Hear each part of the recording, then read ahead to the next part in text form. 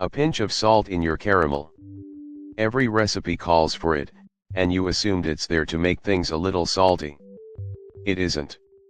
That one pinch is the difference between caramel that's good and caramel you can't stop thinking about, and the strange part is it works by making the caramel taste sweeter, not saltier. Which makes no sense. Salt isn't sweet. There's no sugar in it. So how can adding a thing that tastes of nothing but salt make sugar taste like more sugar? Your tongue should just be adding two flavors together. Instead, something else is happening, and the reason is stranger than the trick itself. Here's the experiment you can run tonight. Take a slice of watermelon. Taste it. Now sprinkle a few grains of salt on the next bite. Suddenly it's juicier, brighter, almost candy sweet. People have done this for centuries: mango with chili salt in Mexico, salted watermelon at southern cookouts. The fruit didn't get more sugar. So what changed? For a long time, food scientists had a tidy answer, and it was mostly wrong. The old story: sodium lands on your sweet receptors and amplifies the signal. A flavor booster. Turn the sugar up to 11. Sounds reasonable. But when researchers measured it, the effect was small, and at higher concentrations salt actually starts to suppress sweetness.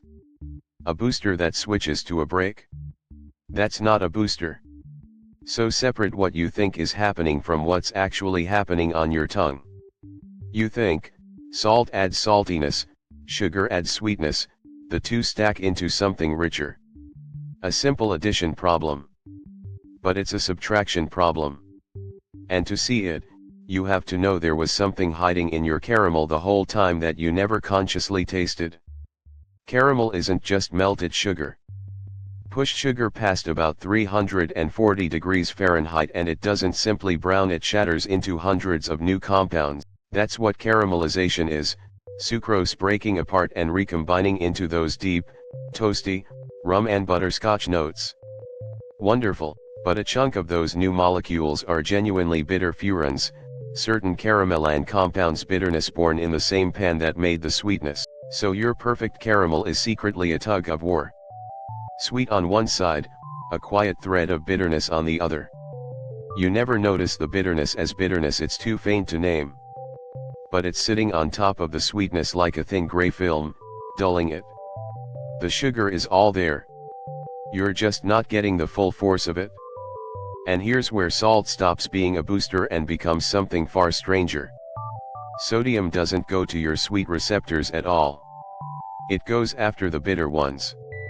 In the early 1990s, researchers including Paul Breslin at the Monell Chemical Senses Center in Philadelphia ran careful experiments with sodium and bitter compounds. They found sodium ions are remarkably good at blocking bitterness, interfering with how your bitter receptors fire. Drop salt into a bitter solution and the bitterness falls, sometimes dramatically. Tonic water's a perfect test. A pinch of salt tames the quinine bite almost magically. Now line that up with the caramel. The salt lands on your tongue and quietly switches off that hidden thread of bitterness, the gray film. And the instant the bitterness lifts, the sweetness that was masked underneath comes rushing forward. Nothing got added to the sweet side. Something got removed from the other side. That's the whole secret, and it's beautifully sneaky. Your tongue was tasting the full sweetness all along. The bitterness was just standing in front of it. Salt doesn't turn the sugar up, it pulls the curtain back. What you call sweeter is really less hidden. Go back to the watermelon and it clicks. Ripe melon carries faint bitter and sour notes that blunt its sugar. Salt suppresses them, and the sweetness floods through juicier, more candied, without one extra molecule of sugar. Which is also why amount matters so much.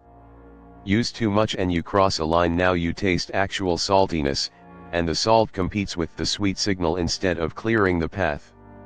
That's the break the old booster theory tripped over. A pinch unmasks. A spoonful overwhelms. The window is narrow, which is exactly why recipes say a pinch and mean it. And here's the part that reframes every dessert you've ever made. Bitterness isn't a flaw you're correcting, it's the dimmer switch on your sweetness you didn't know was installed. Chocolate, coffee, dark caramel, browned butter, all the deepest, most grown-up flavors carry bitterness as part of the package. A little salt doesn't erase their complexity. It lifts the lid so the sweetness can finally breathe. So next time you scatter flaky salt onto a caramel square and it tastes impossibly sweet, you didn't add sweetness. You revealed it. The sugar was always there, waiting behind a wall you couldn't even feel, and a few grains knocked it down. Which raises a stranger question. If salt can hide bitterness from you, what else is your tongue quietly editing out before you ever taste it? Because bitterness isn't the only flavor playing tricks back there, sourness has a way of impersonating sweetness too, and that's a whole different sleight of hand.